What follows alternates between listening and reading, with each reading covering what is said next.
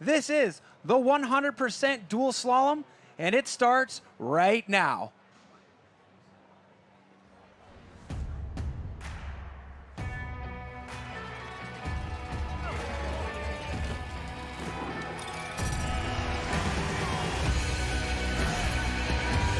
Jill Kittner stomps her authority once again. Nikolai Rogakin wins the Triple Crown of slopestyle. The king of Crankworx, Sam Blankensop.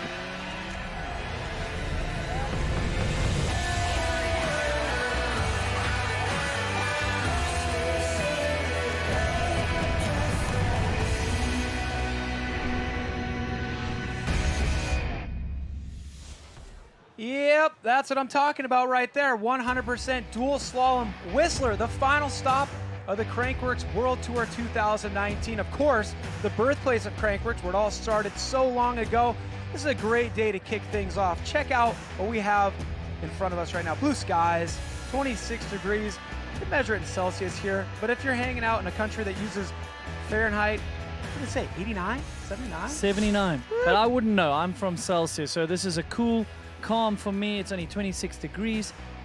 But still enough what's to get heating up is Austin Warren. He's come out and he's qualified faster, so we will see him in the first heat tonight. Then you look down Keegan Wright, Matthew Sterling, surprise win, relatively unknown, smashed everyone to bits in Innsbruck. And let's go down to the bottom. Mitch Rapalata is back out here. I can't wait to see all the racing tonight. Yeah, you said it. A lot of those brackets right there, you look at the two riders who will be facing off and you go, oh man, that will also be just fun to watch. It's a shame that only one can make it through each of these heats. The way it works here in dual slalom racing, you drop each rider, you get a winner, you send them back up, you switch courses. The rider who lost the first race has to beat the rider they lost to by more than they lost by on the other course. Take that added up time. One goes home, one moves on. We get rid of 50% of our field every single bracket. It's fun. It's a good time. If you've never seen dual slalom, you're about ready to be hooked. Okay, riders, random start. Riders ready, watch the gate. So the American, oh, we have a gate malfunction. Yeah. Oh, that's not what you want to see right at the first heat. So Austin Warren, our #1 qualifier. So we're going to have to restack them.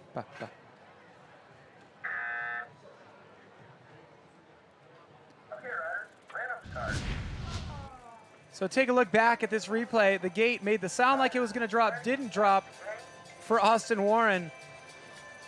I more than hate it, but he's lucky. Often that results in a big crash. So I was going to say, let's hope he's not spooked. I was going to say, I am questioning Austin TJ, Warren's can we go commitment to here. headsets and Usually get rid of the gate mics? doesn't drop, you flip right over the bars.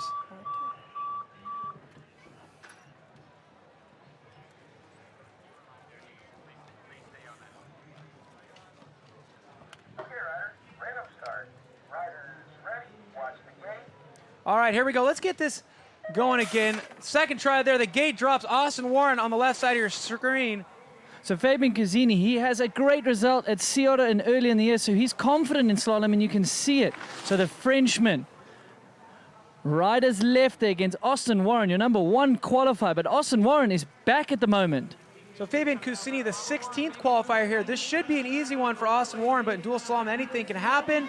Wow, Austin Warren committed through those ruts. That is why he's your #1 qualifier, and he will take an advantage to the next round. So this is our opportunity to start gauging how equal these courses are. Austin Warren by 1/10 of a second ahead of Fabian Cassini there on the rider's right side of the course, meaning he's on your screen left right now. And as these rounds progress, we usually find that one course is slightly faster than the other, and that really plays into things once we get them back up to the start and we switch courses. So let's take a look back at some replays here. The second time we dropped the gate.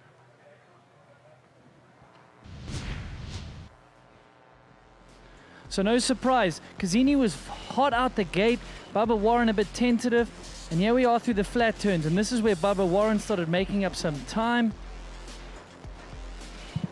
Great course here in Whistler. And this is where Austin Warren, look at him bouncing out of those ruts straight into the next one. And he'll take that lead going into the next time. We're going to throw them back to the top. Obviously, we need to switch lanes, and then it's all to play for.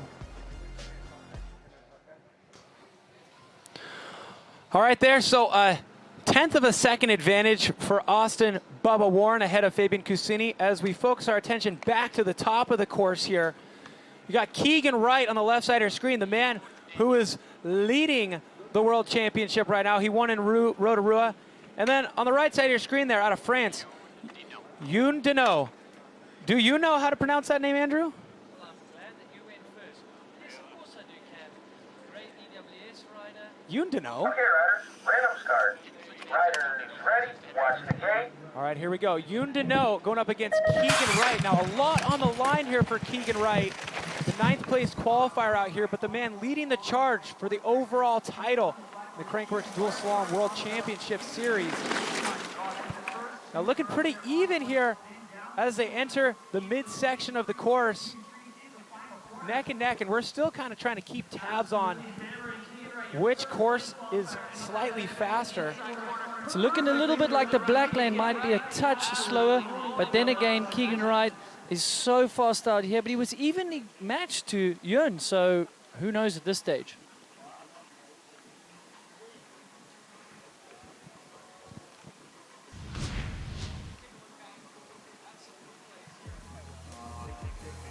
Definitely neck and neck the majority of this race.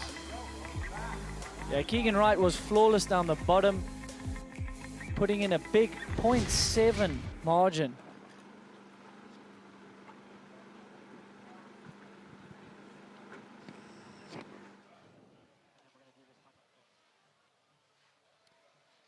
So there, a look back up at the top of the course here. An exciting heat. It's always exciting when you have Elliott Jackson locked in the gate. A very entertaining human, flying the colors for 100% here. Of course, this is the 100% dual slalom. He's been doing a lot of product testing and development with 100%. For a little more on that, take a look at this. Hey, I'm Elliott Jackson. We're here in Crankworx Whistler. I'm at the 100% booth. One of my favorite things is there's always a bunch of new stuff. So we just came out with the Trajecta helmet. It's a Enduro helmet, no detachable chin bar because we wanted it to be safe. That way you can ride Enduro, ride downhill and be comfortable. So one of the things that makes this helmet really cool is the Smart Shock technology. We have individual suspension devices here, so everything moves independently. When you crash, something like that, different parts of the helmet can move at different speeds, different weights, which makes it really, really safe, really comfortable. So one of the things I think is really cool is that with this helmet, it really completes the whole 100% line, from gear to pads to helmet and goggles. And I really think that that's what it takes to make a great product, and I'm so glad that 100% are committed to that. Well, there he is, loaded up in the gate, Elliott Jackson. Who's he going up against there, Andrew? Well, there we have it. Matthew Sterling came out absolutely firing. He won the last round in Innsbruck. He's only a junior. So now that there's a little bit more expectations on his shoulders, what does he want from himself? Qualifying in 5th position, so he should have the edge over Elliott. But anything can happen in dual slalom racing, and normally it does. You've got your competitor right next to you in the corner of your eye, and you've got to focus on your own racing and not make any mistakes. Wow, look at this youngster go. Matt Sterling going to cross the finish line ahead of Elliott Jackson by 0.46. And he just continues to impress us. A complete unknown just a few months ago in Innsbruck, Austria for stop number 2 of this 2019 Crankworx World Tour. And to think now that he's just proving that it wasn't a fluke. You see him on the podium there, a top step of the national championships. Now going up against, you know, in some cases, riders twice his age in the pro men's category here at the Crankworx Festival. Elliott Jackson doing what he could to stay within 0.46 seconds of him. We'll see. He's going to have some work to do when they get back up to the top and switch sides. It looks like this track is drying out, so it should get faster and faster. It's riding optimum conditions right now. The traction looks just prime for these riders. So Matthew showing no signs of pressure, no nerves just yet. All right, next in the gate, it's going to be Kendall McLean and Elliott Heap. Elliott Heap on the right side of your screen there. Kendall McLean wearing those red pants. Okay, riders, random start. Riders ready, watch the gate. So I suspected a good jump from Elliott. He's coming off a second place at the World Championship in 4-cross. Fourth place qualification run out here. Definitely looking to make it into that top 4 bracket today. Pedaling through some of these jumps. You're under 21 EWS World Champion, so we know he's a great bike handler, but Kendall keeping him honest here down to the finish. Kendall McLean through the finish line first, but not by much, just 0.03 of a second ahead of Elliott Heap. Now that's impressive right there. McLean qualifying in 13th place. So the smart money would be on Elliott Heap, but receiving word right now, we're gonna zero in, get a more zoomed in look here. We're wondering if Kendall missed a gate. So that looks solid so far. Both riders through all 3 of these gates. Oh, that is flagrant. that is not gonna fly, is it, Cam? So we all know you've got to go around those gates, so he should be handed a max differential. The referees are throwing flags from the sidelines right there. Now what we do in this scenario is the maximum differential, which is typically 1.5 seconds, will be added to the time right there of any rider who misses a gate. The gates are there for a reason. Well, that's the course. You've got to go on the intended course, and something like that, he's better off braking, losing a bit of time, but now he's been slapped with that max differential. So let's look at the brackets. Austin Warren, he's in yellow. He's illuminated. That means he's got the advantage when we throw them back to the top. Keegan Wright, Matthew Sterling, and now Elliott Heap will take that big advantage into the next heat that those guys will run against each other. Take a look at this next heat right now. I don't throw around the L word frivolously, but I'll use it for Mick Hanna, the legend of downhill racing. Of course, no stranger to dual slalom. He's going to be going up against your 2017 King of Crankworx, Adrian Larone. Yeah, no stranger to a Crankworx podium. Both these riders, veterans of the Crankworx World Series. Mick Hanna qualified in 3rd position. Adrian down in 14th. But not a great qualification from Adrian. This should suit Mick Hanna. I mean, I remember being a youngster and hearing about this guy, Mick Hanna. No knee pads, no elbow pads, and he came out and he won the Sea Otter Dual Slalom, one of the most famous races in the world, and he was still a junior at the time, besting some of the best riders in the world. Yeah, and there we go, besting Adrian Larone right here by 0.29. Mick Hanna, the 3rd place qualifier out here in today's 100% dual slalom, showing no signs of slowing down. No, like a fine wine, they say. You look at that. Larone actually got the drive on that first straightaway. Way less than that, man. I'm like, oh man, that's hard. So those are the steeper corners of this track here. Definitely steeper than the last few years in slalom. The rider said they're actually quite tricky. You want a bit of suspension to gain traction, and then it flattens out, it's fast down the bottom here, so you got to keep off those brakes. Now, Andrew, I feel like for those who aren't familiar with slalom, we got to tell them that slalom kind of went dormant for a few years. So some of these more veteran riders in the field, like Mick Hanna, are going to have more experience with this discipline that Crankworx has luckily revived. But all these disciplines out here matter so much in the big picture when you start talking about the king and queen of Crankworx races. What exactly?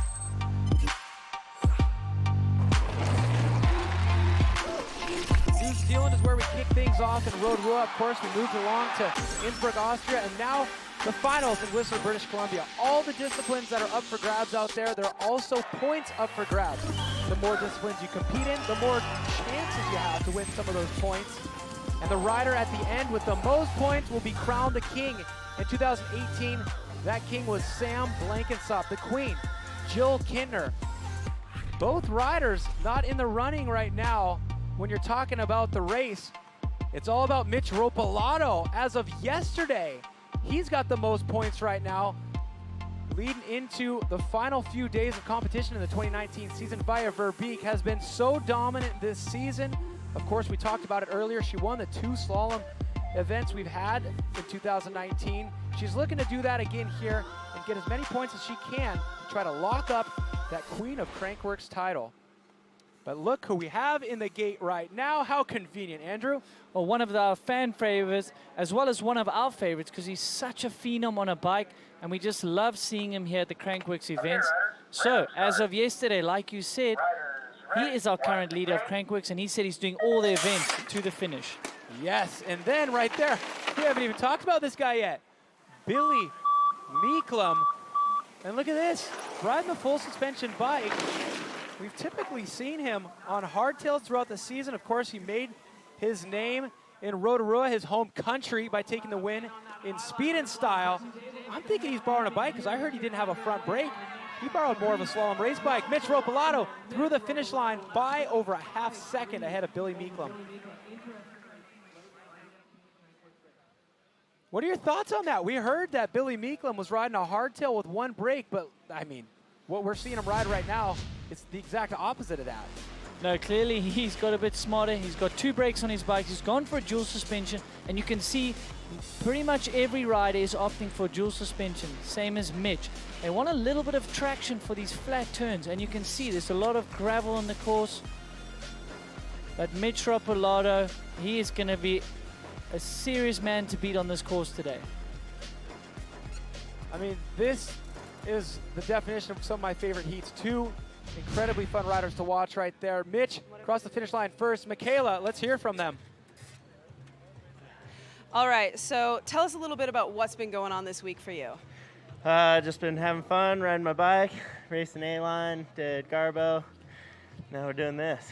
And you are currently leading the King of Crankworx by a singular point.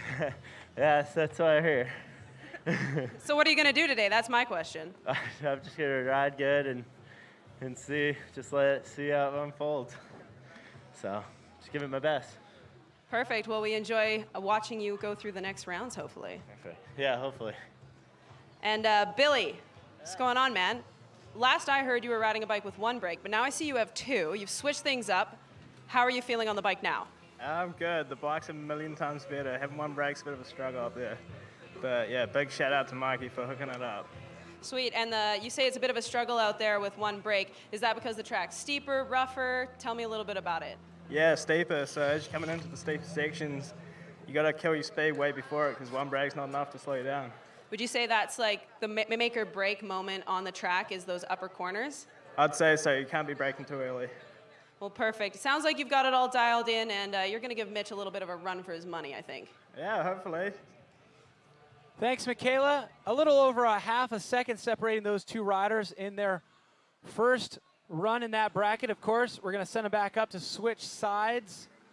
But now it's all about this next heat in the gate. It looks like we got Thomas Slavic on the right side of your screen. And I mean, the developing story here is kind of hilarious. Trevor Boldy didn't have enough money to sign up. He borrowed a number plate from a good friend, Ryan Howard, but he ended up doing so well. Here he's going up against Thomas Slavic. So Thomas Slavic snap out the gate. We know how fast he is from his forecast background, but look at Trevor. He's keeping him honest in these flat turns. Look at that. So he's got the lead here. And this is where the black lane will start catching up a little bit of speed. The veteran, Thomas Slavic. Got some ground to make up here in this final straight. Look at these 2 riders. Oh, Thomas Slavic through the line, 0.39 ahead of Trevor Boldy. I mean, Thomas Slavic, a former king of Crankworx, a former world champion in 4-cross. I mean, this is a guy who you expect to see in these rounds here against the best in the world. But Trevor Boldy has done pretty well for himself, making it into this round and staying within 0.39 of Thomas Slavic. So you can see Slavic there. He's opting to brake and try to stay as inside as he can on all the turns, stay out of that loose, gravelly condition. So the Cinderella story here for Trevor Boldy. He's going to have to make that up once they switch sides, a 0.39 differential. But Big ups to Ryan Howard for handing over his number plate going, man, you got what it takes to qualify for this event. I mean, to make it into this broadcasted round right here, Trevor Boldy had to eliminate somebody. Let's take a look at who he eliminated, Kieran McKinnon. So impressive there. We'll look forward to seeing how that story develops. But now it's all about two of the most stylish riders in the game. Left side of your screen there, Cody Kelly from the United States, Bas Van Steenbergen rocking the Fox Zebra pants. Two riders who, if you don't already, you should follow on Instagram because what they do on bikes, it's very visually pleasing. Let's savor this run here, Andrew. Your number 2 qualifier against your number 15. Bas going up against Cody Kelly. Bas looking very composed to those flat turns. Go, Cody. Get it. So as Cam spoke about, two of the most stylish riders to ever throw a leg over a bike here. Wow, look at Bas. He is flying down to the finish. Cody Kelly behind by 0.49. It almost looked like he may have missed a gate 2 in that final straightaway. When we talk about style, we're not talking about the fact that he's got zebra pants and Cody's got long hair. Just the way these guys look on their bikes in slow motion. We're getting a glimpse right now. But I do want to take a look at that final straightaway and make sure that Cody Kelly made it around that gate. And that's what it's going to take out there. Have a look here. The triple F-top, Bob pumping. Cody Kelly going for the manual there. Oh, yeah. He's clean. I saw him do the bunny hop. Usually that's something you see a rider doing when they're trying to jump over the gate to avoid hitting it, but he was around clean line. So the advantage going to Bas Van Steenbergen.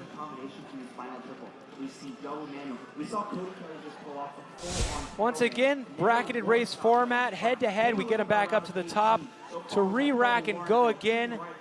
But those names illuminated in yellow, it means they have the advantage. They won run number 1. So they got a little bit of a buffer going into run number 2. Guys like Austin Warren ahead of Fabian Cusini all the way down to the run you just saw. Bas Van Steenbergen edging out Cody Kelly. This is the round of 16 in the 100% dual slalom. We're sending them back up to the top. Let them to rip it again. Don't go away.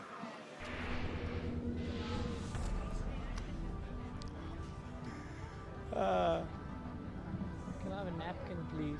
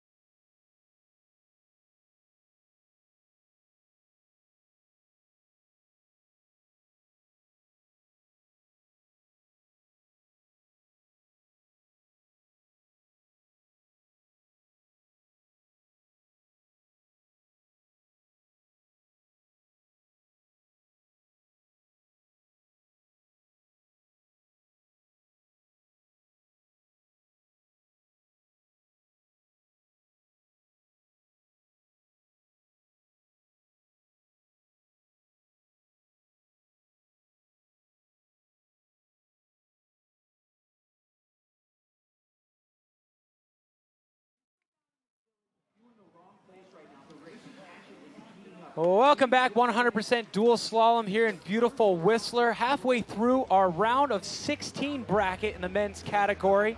And all of our front runners for the Crankworx Dual Slalom World Championship have done their job.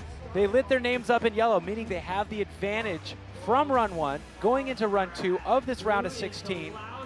And take a look at those championship standings right now, get an idea of what I'm talking about. Guys like Keegan Wright, Matt Sterling, Bas van Steenbergen, they've all lit their names up in yellow. Mitch Ropolato, Billy Meeklum, Austin Warren, Adrian Larone.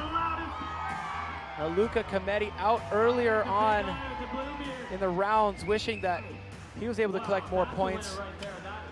But now we're gonna pick up where we left off. Actually pick up the way we started things here. If you remember before, Austin Warren was on the left side of your screen. They've switched now. Fabian Cusini has exactly 1/10 of a second to make up. Let's find out if he can do it. Okay, riders, random start. Riders ready, watch the gate. Your number 1 qualifier, Austin Warren. Looking to take down the Frenchman, Fabian Cusini. Clean through those flat turns. Fabian losing a little bit of time there. Those flat turns look way slower for the white lane. They are challenging it. You cannot override those turns. You've got to be patient up top, and then you've got to start pushing down the bottom here. Just like Austin Warren, that is a flawless run by the number 1 qualifier. Yep, Austin Bubba Warren doing exactly what he needs to do. All he had to do was defend 1/10 of a second, but he put an extra 1.37 on Couscous.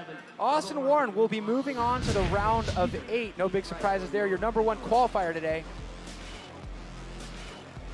Yeah, so you can see Fabian struggling a little bit late through the second turn there on the flat turns. Wow, look at the commitment from Austin. Yeah, with the advantage too. Being that aggressive in your second run when you are in yellow. This shows he really wants that win out there today. When you qualify first, it had so much more pressure, doesn't it? It does. You expect nothing but a win from yourself. Well, Austin Warren, one of the most experienced slalom riders these days, because he's a guy that rides these type of tracks the most. Down with Kyle Strait, down in San Diego.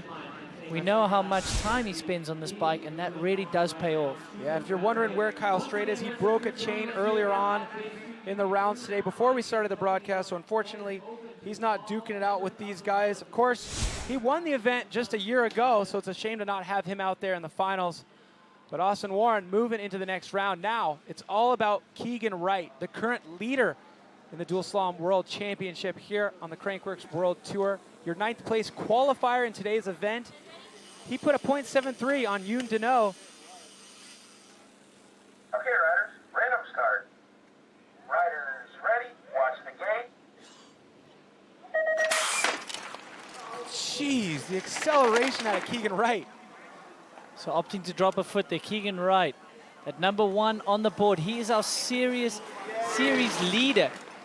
So Cam, he can't afford to make any mistakes here. He needs to make it through as many rounds as possible, and he almost needs some mistakes from that chasing pack. So he's got a little bit of time to play with here, and you can see him check up. He knows it. He's going to conserve some energy. So Keegan Wright making smart decisions out there, riding fast, but not over his head. And let's take this opportunity to throw it down to Michaela Gatto. We're going to check in down here in the finish corral with Keegan Wright. All right, Keegan, so you are currently leading the Dual Slalom World Championship. What I want to know is, what is your biggest secret to winning Dual Slalom? Beat the other guy.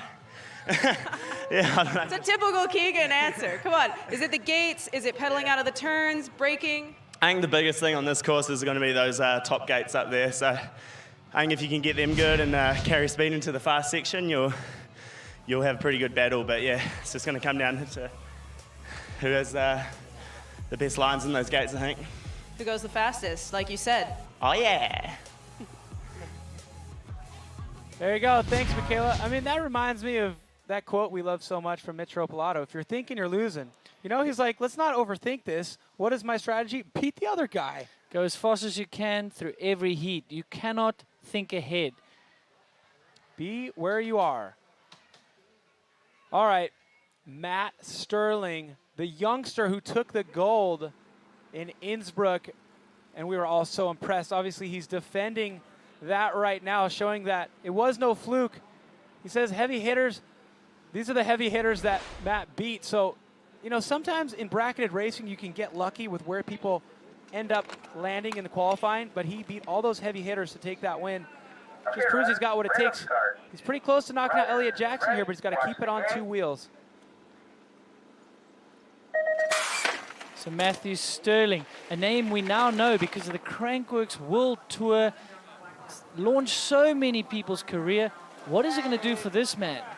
But look at that, he took out Bas van Steenbergen, Keegan Wright, and Mitch Ropolato all in one race. So back to the present though. Elliott Jackson with the advantage here. Matthew Sterling, he knows he's got a little bit of time to play with. Well, it's 0.19, so I feel like Matt cut it so close, but he will advance. He definitely didn't leave much breathing room right there. So Elliott Jackson hitting the showers, Matt Sterling moving on to the round of 8. And next up in the gate, looks like we got Elliott Heap on the left side of your screen.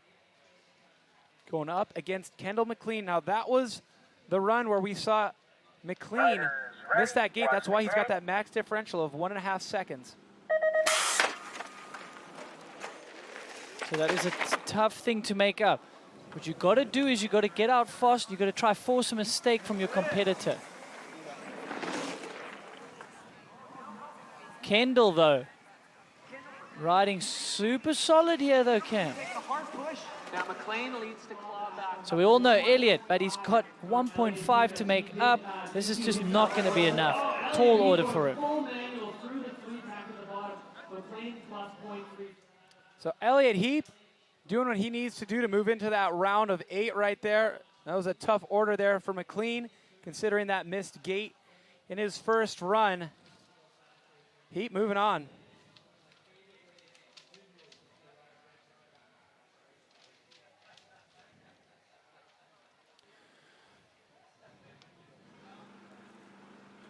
So Adrian Larone, you saw him in run number 1 against Mick Hanna. We mentioned the fact that he was the king of Crankworx in 2017. We explained to you what that means, how hard it is, why it's such a coveted crown. And currently, this is what the standings look like. Mitch Ropolato at the top, but not by much. Just 1 point ahead of the man we're talking about right now, who's loaded up in the gate against Mick Hanna, Adrian Larone. If he wants to keep that dream alive, he's going to have to get through this round, make it into the round of 8 where he can pick up some of those valuable points. But he's back by 0.29 behind the legend Mick Hanna. Okay, riders, random start. Riders ready, watch the gate. And to add to that story, if he makes it through here, he will be up against Mitch if Mitch makes it through his round. But he can't think ahead because look who he's up against. The legendary Mick Hanna. Mick Hanna with the advantage from the first round. Oh, Mick Hanna is going to make it very hard for Adrian Larone to get any of those points out here today. Look at Mick go. Mick Hanna on a mission here, Mick Hanna. So he will advance. Qualifying in 3rd. You can see he means business here today. We might see Mick Hanna on the podium if he keeps this up. He's looking so sharp on his bike. Just little subtleties like manualing through all those rollers, holding the manual through the finish line, and look at him in the flat turns. Feet up, eyes up. Yeah, you can see great technique. Able to look where he wants to go. The bike is following. He made up all his time in those flat turns there, Cap. I mean, get up. Here's Mick Hanna. Absolute beast on a bike. No surprise here. He knocks out Adrian Larone, so that's going to hurt Adrian's points race for the king. I think that little motion that he did there with his arm is what the points are doing to him for him right now. They're just leaving him. They're flying away. Now we keep talking about all these points and we keep referencing these crowns, the king, the queen crown. How do the points work, Andrew? Well, we've got multiple events, but let's look at it. If you get first, you get 100 points. Then you start decreasing points all the way to 10. But a lot of these events dish out more points than 10, so you don't want to throw away a result. You can still amass a few points as you go along. So you see it in Dual Slalom, you get 100 points for a win. In Slopestyle, you get 100 points for a win. Now, in some of these disciplines, the points are awarded further down the finish order. But 100 points is always what you earn for a win in any of these disciplines. But the man who has his sights set on another 100 points is that man right there on the left side of your screen, Mitch Ropalato, 1 point ahead of second place Adrian Larone, who just got eliminated. So the cards, the stars are aligning right now for Mitch Ropalato, but he's got to get past Billy Meeklum from New Zealand. Okay, riders, random start. Riders ready, watch the gate.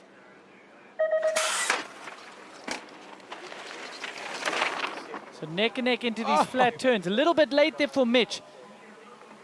But he's back on pace here. Wow, this is exciting racing. Mitch Ropalato already got to win this Crankworx stop. Can he get another one? Well, Mitch just looks perfect today. Are you kidding me? All right, Mitch through the line. It doesn't even matter by how much because he had the advantage going into this run right there. Mitch Ropalato, one step closer to another 100 valuable points there. Mitch moving into the round of 8, meaning these brackets, well, we might as well take a look at them, see where we stand right now. There we have it. Mitch will be going up against Mick Hanna. That will be a doozy. Bubba, first place qualifier, going up against Keegan Wright, the leader in the World Championship. Look at these brackets. They could easily be finals. Austin Warren, Keegan Wright, Mick Hanna, Mitch Ropalato. Those could easily be gold medal matchups. Man, we still got a lot of racing ahead, and it's been exciting already. So we'll bring it back to this interesting story here. Trevor Boldy back by 0.39 behind Thomas Slavic. He started today's racing by borrowing a number plate because he didn't have the money to sign up. He qualified, made it out of a round. Now he's up against a former king of Crankworx, but he's got some ground to make up.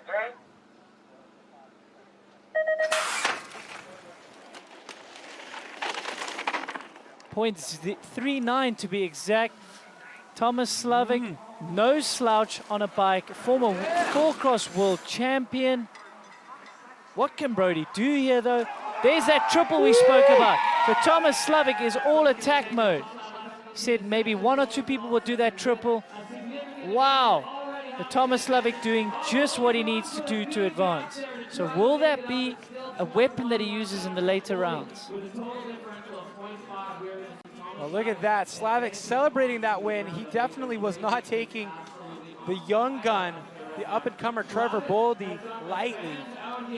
He was charging to make sure that Boldy didn't sweep the rug out from under him. So Slavic into the round of 8, but now this run that we enjoyed so much when they took to the course earlier on. Bas van Steenbergen on the left side of your screen this time, going up against Cody Kelly.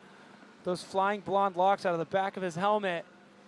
Cody's got about a half second to make up behind Bas. You look just like him. He called me Kelly Kelly after he said Bas beat me. He's like, oh, Kelly Kelly with the deficit. That's what we'll start calling him, Kelly Kelly.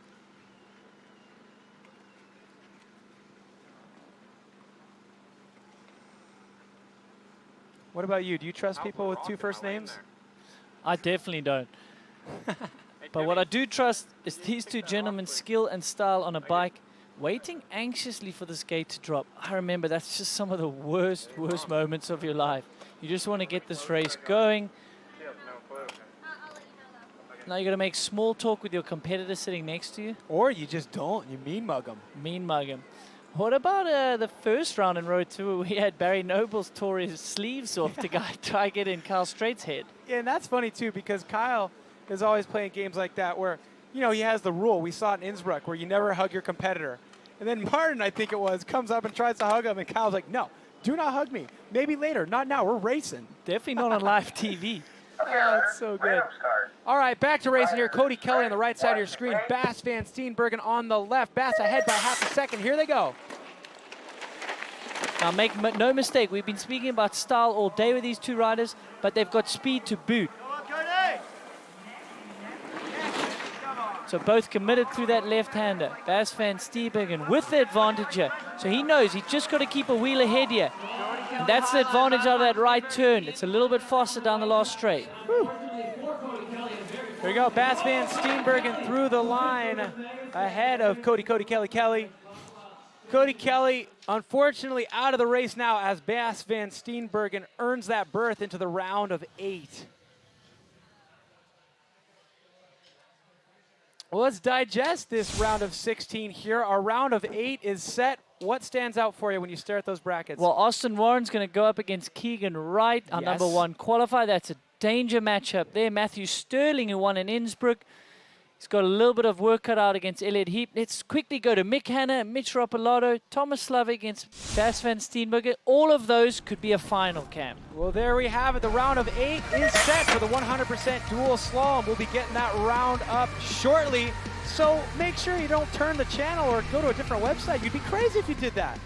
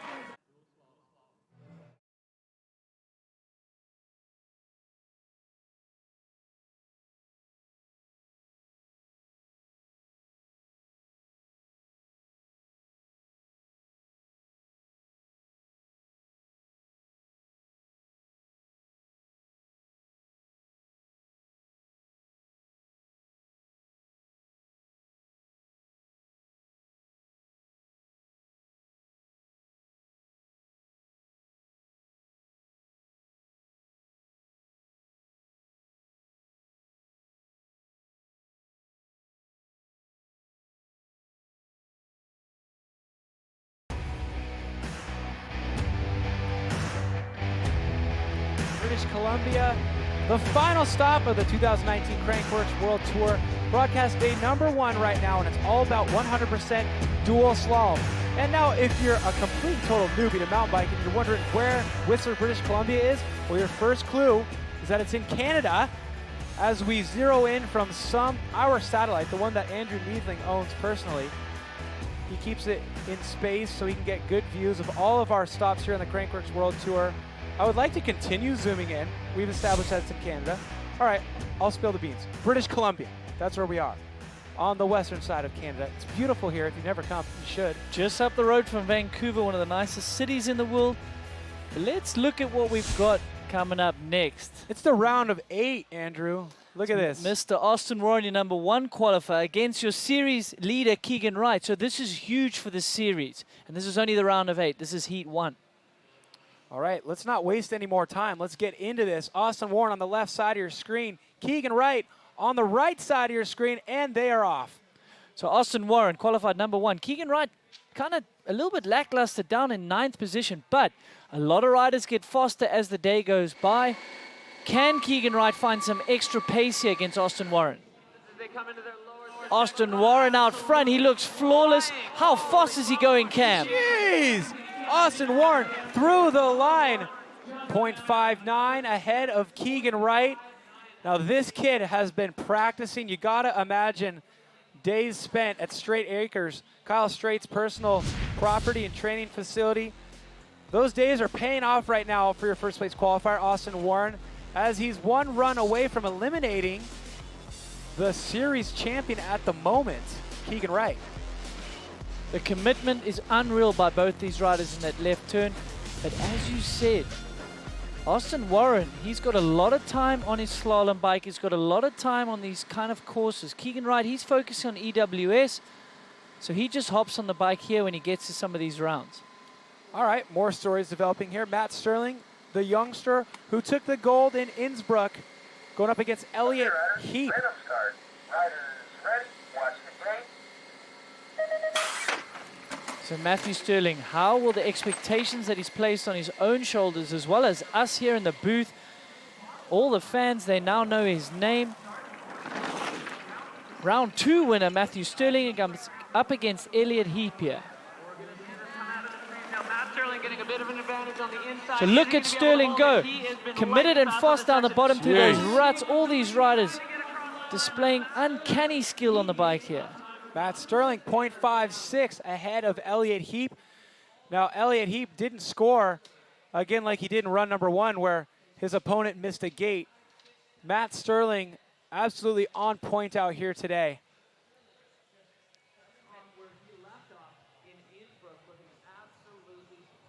So Michaela is keeping her ear to the ground down there at course side. Let's check in with her. Okay, so although Keegan Wright is the current leader for the Dual Slalom World Championships, we've got Van Steenbergen, Sterling, and Ropalato, who have all advanced to the next round, and they actually all have a chance of knocking Keegan off that top spot. Well, that's exactly what we want to hear. We want entertainment value. Thanks for the update and the math, Michaela Gatto. Right now, it's all about Mick Hanna, left side of your screen, against Mitch Ropalato. I'd pay money to watch this heat. Okay, riders. Random start. Riders ready. Watch the gate. Mitch Ropalato with a bike ahead already. This is crucial for both riders to get through clean, and we have it. We've got a race on our hands here, Cam. This is only heat 1. We've still got to throw them back to the top and switch. Wow, it's all about taking that advantage into the next heat. Mitch Ropalato on the black lane. He's going to do it, folks. I mean, we haven't seen that very often today, the black lane taking run number 1 there. But Mitch Ropalato has done it against Mick Hanna nonetheless. 0.26, I believe, was that differential. So Mick Hanna still in the running, but he's going to have to, I mean, I feel like that posture there from Mitch Ropalato, he's been doing some work in the gym. He's got somebody who's been coaching him on how to stand. Although looking slightly uncomfortable, that is the definition of perfect posture. I love these slow-mo. Look at the commitment out of these berms, just straight on the pedals. Look, some riders get up to speed very quickly, and you see it. Austin Warren, he qualified fastest. Someone like Mitch, he was 3rd. I mean, Mick Hanna was 3rd, but Mitch was only down in 6th. But then when you watch someone like Mitch ride now, he seems like a rider that maybe takes a little bit more time, or he didn't do that much practice. So looks like he's getting faster as these rounds progress. And as the pressure and as the importance of the round gets, he can get it into another gear. I feel like your word for that is a danger man, right? He's an absolute danger man. Not an unknown. We all know how fast he is in slalom, but he's the danger man because he gets faster as the rounds progress. Basically, the number alongside his name on the quality list doesn't reflect his capabilities and his potential for the final results. If he keeps on getting faster, look out. All right, Thomas Slavic, left side of your screen. Bas Van Steenbergen, can't miss him in that zebra blue fox gear. Here we go. So Thomas Slavic, you can see that back wheel stepping out a little bit. He's aggressive on the brakes there. Both riders clean so far. This is where you've got to keep a level head. Even if the rider's a little bit ahead of you, you've got to trust that the course might be a little bit faster in that area. And look at it, Bas pulling back some time. Wow, whoa! Thomas Slavic! Wow. Oh, talk about no one's hurt. You're supposed to brake late into the corners, not into the finish corral. That's commitment. If you wanted to get a close-up look at one of the famous riders here, you've got just that. Look at the kids, they love it. little bit more than they bargained for when they decided to set up right on the fence there. Thomas Slavic, only 0.05 of a second separating these two riders, Andrew. Now, let's kind of break that run down right there. Bas van Steenbergen showing so much composure. Take a look back at the replay. Oh. Almost using the pedals to keep the traction there. At this point, Slavic is ahead, and Bas knows you can't help but not see out of the corner of your eye. No, and this is what it's impressive. He didn't let it get to him. He just rode his own race. He knew Slavic was ahead, and even on the fast lane there, but look at it, He Bas. exited early out of that, didn't he? And this Squared is it off. where he had so much exit speed. He managed to draw back some time here on the final straight. I feel like it was all about his line out of that right-hander leading into that final straightaway. He squared it off and just kind of put all of his momentum in a straight line through those final few gates. So that's gonna be great. We're gonna throw them up and change tracks, and then they're gonna go bar to bar again. So Austin Warren with the advantage going up against your current series leader right now, Keegan Wright.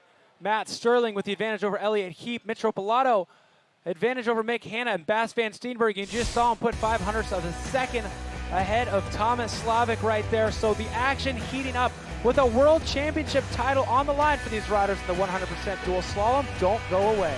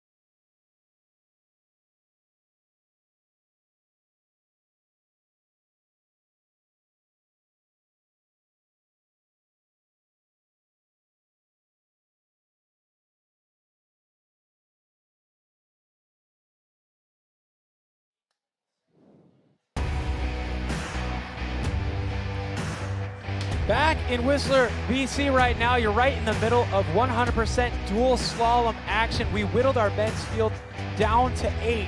And now it's time to focus our attention into the women's category, where we have a lot of very entertaining stories developing.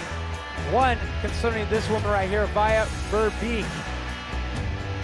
2 wins to her name so far this season, AKA undefeated in dual slalom racing here on the 2019 season. And then Keilani Hines. Now these 2 racers will be going up against each other in the first round. So I'm talking about Via Verbeek, 2 slalom wins this year. Keilani Hines, 2 pump track wins this year. But guess who else is in the competition here in Whistler today? Oh yeah, that's Jill Kintner back on tour. She was absent from the first 2 stops right now, focusing her racing endeavors in other areas, but she absolutely can be the spoiler out here today, considering she has 7 dual slalom wins to her name on the Crankworx history books. So a lot up for grabs out there right now, one of which is that Queen of Crankworx crown via Verbeek. She's been collecting so much hardware all season, so many points. She's leading the charge right now with 536 points, almost 100 points ahead of the closest contender here. But it's time to get to racing. Who do we have in the gate, Andrew Needling?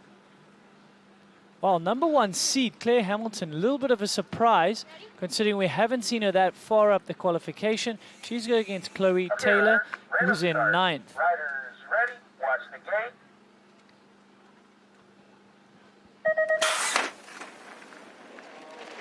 So these ladies are off. Both clean. Here we go. So Claire Hamilton, your number 1 qualifier out here today. Chloe Taylor qualified in 9th.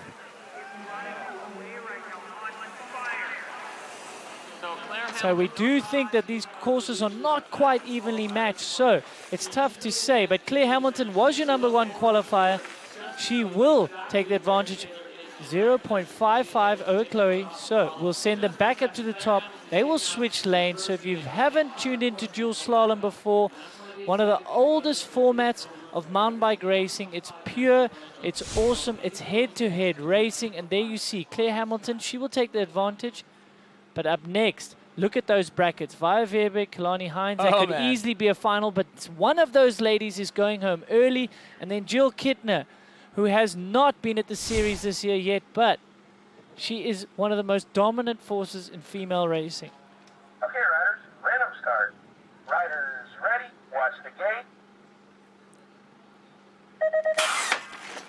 A great snap there for both. I'd say Via with a slight advantage coming out of that gate. So Via qualifying in 5th, Kilani in 4th. So these ladies on paper are very evenly matched. What will they be able to do when you put them neck and neck and against each other here? And one of these racers could be the world champion here. Keelani is in 3rd in the overall. Via, of course, in 1st. So Via taking advantage to the next heat. That advantage almost a second there, 0.93. So Via Verbeek doing what she needs to do. Keelani with her work cut out for her. So you can see she's happy. She knows she needs Queen of Crankworx points, as well as she needs a solid finish here to take that title. Uh-oh, look who that is on the left side of your screen. Jill Kittner. Hannah Bergman's going, oh, great. You chose Whistler to come back, and now I'm in the gate next to you. I mean, Jill, we might as well call her Jill Slalom Kittner. She's got so many wins. We've actually lost count. It could even be 8. There's that many. So Jill Kittner, she's been focusing all her efforts on EWS. I'm not sure how much time she's actually spent on that bike. Took a commanding win in Air DH, but Jill Kittner back on the slalom scene here in Whistler, and she'll take that advantage to the next round. There you go, Jill. This is where you belong. Why don't you just stick around? Let's see on the entire 2020 World Tour. Let's do it. Jill Kittner putting 1.03 on Hannah Bergman. Jill Kittner just looking to mix things up. Just make this whole Dual Slalom World Championship title hunt a little bit more interesting.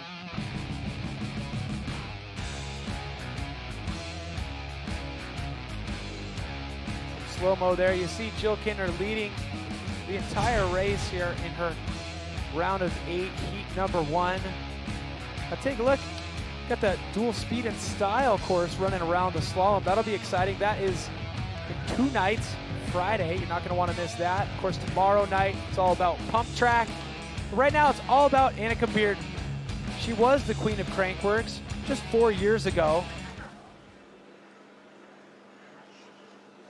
Let's see who she's going up against in run number 8 here. Morgan Schar. Wow, a couple former world champs in the gate against each other. Okay, riders, random start. Riders ready, watch the gate. Former 4-cross world champion up against Morgan Schar, a former downhill world champion. Annika Bearden qualified in 2nd. She's looking good in the points race as well. So she'll be looking to advance and get at least to the finals and put some pressure on Via Verbeek. Morgan Shaw, one of the few riders in this female category that opts for flat pedals. That'll be nice up top in those flat turns. Annika Bearden through the line first by 0.4 of a second ahead of Morgan Shaw. So Annika Bearden, freshly custom-painted helmet. She's looking flashy here in Whistler. It's the final stop of our Crankworx World Tour. Can you even believe that, Cam? The season is almost finished. And this is where we are right now in the round of 8 here. Look at those names illuminated in yellow. Some big names. So Claire Hamilton, she'll take the advantage. Via Verbeek looking to cement her name at the top of this series. Jill Kittner, though, she might have something to say about that. She usually does. All right, so that means we're going to roll things over to the men's race now. Of course, this is the second run in the round of 8. Those names in yellow have the advantage. One heat that we are really excited to see that we have, again, loaded up in the gate is Austin Warren up against Keegan Wright. The reason why that's interesting, Austin Warren, your #1 qualifier to date, looking very much on point. And Keegan Wright, the leader of the Crankworx Dual Slalom World Championship Series, wants to be the winner at the end of today, but he's going to have to get by Austin Warren.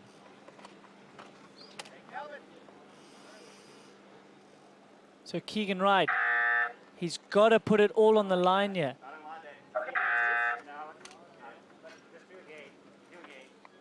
Well, Austin Warren, they had that gate malfunction in his first round, so you can see he's not happy. He wants to test the gate first. As if racing isn't nerve-wracking enough, they put you against another rider. And if that isn't nerve-wracking enough, they've got some tense gate malfunctions here. I always like to picture what the guy looks like. You know, every BMX track around the world has that same guy. Okay, riders, let's set him up. I want to know this guy. You feel like you deserve to meet him after all these years? I would love to meet him.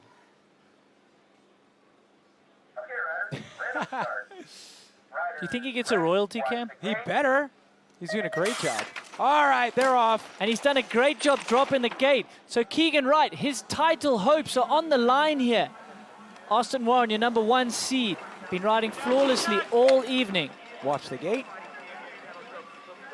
Look at Bubba go. I mean, we don't want to jinx the man, but he's been looking flawless today. Oh, wow. Big mistake and big crash from Keegan Wright. He knew he had to lay it all on the line. Jeez. We hope he's okay. He lost the back over that roller, the back end of his bike over that roller. He looks okay. I mean, that's what pressure will do to you. Tough kid right there. Popping up. He hit the ground hard. That was like a mousetrap type of crash. I mean, we're getting some replays right now. I have to say we're going to see this replay of the crash again here. It loses the back end, goes 90, mousetraps over, hits his head on the ground. I mean, I can't believe he popped up so quick after that. He's popped up quick, but I'm not sure he's going to be all there. Look how hard he hits the back of his head. That's why these guys got fantastic helmets out here. They're riding at speed. I mean, so that's going to be interesting. Keegan Wright is out. It goes to show how hard he was pushing because he was scrubbing over that roller, and he's just going faster than he had been all the rest of the day. And that's what happens when the pressure's on here and there's a lot at stake. Elliott Heap with the advantage to make up now behind Matt Sterling. The young gun rocketing himself onto the world stage at stop #2 this year, Innsbruck, Austria. So if Sterling wants anything to say about this title hunt, he's got to get through this round. Matthew Sterling, a winner back at Innsbruck, up against Elliott Heat here. Matthew with the advantage, so he's just got to keep a wheel ahead here. Matt Sterling on the outside there. Elliott Heat looking to make Wow, I mean, they're pushing so hard over that roller now. So this is exactly what Matthew Sterling rode, a flawless race. We spoke about that expectations that he might have been putting on himself. It doesn't seem to affect him yet. We'll see if it does anything in the later rounds. Wow, riding beyond his years here against some of the most elite riders in the world. So when we start crunching numbers here, we realize that the maximum amount of points that Keegan Wright will finish with today would be 186, meaning that that opens up the doors for a lot of the other riders like Matt Sterling, Mitch Ropalato, who's in the gate right now, to capitalize on that mistake from Keegan Wright. Now Mitch Ropalato, a quarter of a second ahead of Mick Hanna. The gate is about to drop. This is going to be a good one.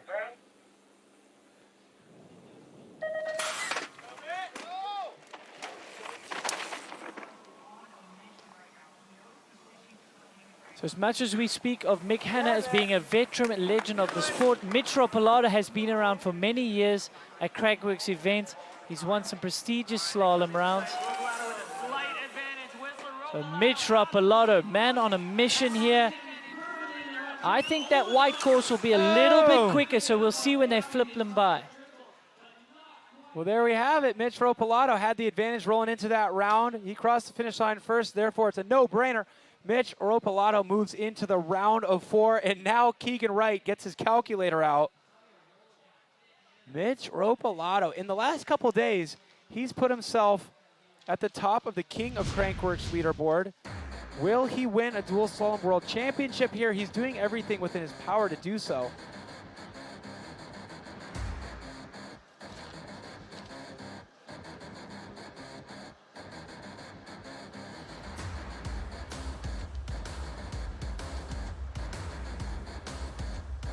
Mitch wins this thing, he'll have 196 points, and that will put him to the top of the Dual Slalom Championship.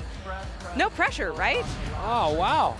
Well, thanks for the quick calculations there, Michaela. Mitch Ropalato, he's the guy that we always want to see at every Crankworx stop. Unfortunately, in the last few years, he hasn't come to every single one. We've always been saying, you know what, he could totally win King of Crankworx. And he's doing what he needs to do right now. Of course, if he wins the Dual Slalom World Championship, it's going to be 100 more points next to his name for that King of Crankworx overall. More on that later. Right now, it's all about Thomas Slavik against Bas van Steenbergen. A tight matchup here. Only 0.05 of a second separating these guys. Slavik has that disadvantage to make up here. The Bas van Steenbergen, he's another danger man, because if he can go on to win or get second here, he would be a man for that series title as well. But let's not think too far ahead. Look how fast these riders go. Thomas Slavik trying to keep Bas honest here. Oh, wow! Look at that. Wow, Slavik. That is huge for the points race. Bas van Steenbergen had a shot at the title. He is out. He is out. He will not have a chance to challenge Keegan Wright. Jeez, when you get into these late rounds here, second run of round number 8, you are pushing so hard, and you can only savor that in slow motion. Like, out of some of these corners, the dirt is just disintegrating out of these berms because there's so many G-forces coming into him. Check this out. Watch Bas over this scrubber. So much speed, he's trying to keep his wheels to the ground. Pretty much lands in the next gate. Tomek Slavik was carrying huge pace down the last straight. I mean, he made up like 0.15 of a second in that final straightaway. He only needed 0.05 of a second. He put 25 on. Very impressive ride out of Thomas Slavik to eliminate Bas van Steenbergen. So with that, here's what the round of 4 looks like. We call that the semifinals. Take a look. Well, Austin Warren against Matthew Sterling, last round's winner. But Mitch Ropalato and Thomas Slavik, they're those riders we spoke about. They're getting faster as the rounds progress. They only qualified in 6th and 10th place respectively. So they've found their race speed. Okay, you've sold me. I am not going away. I will not change the channel, or more appropriately now, what is it? Just go to a different website or streaming service or something? Nobody's touching the dial anymore with this. And now it's time to check back in on our women's World Championship racing here with that title on the line. Claire Hamilton ahead of Chloe Taylor via Verbeek, ahead of Keelani Hines. That's a big heat coming up after this one. But Claire Hamilton The winner from run number 1 by 0.55 ahead of Chloe Taylor. Chloe Taylor, love that name. A little bit of work to do here. Okay, riders, random start. Riders ready, watch the gate.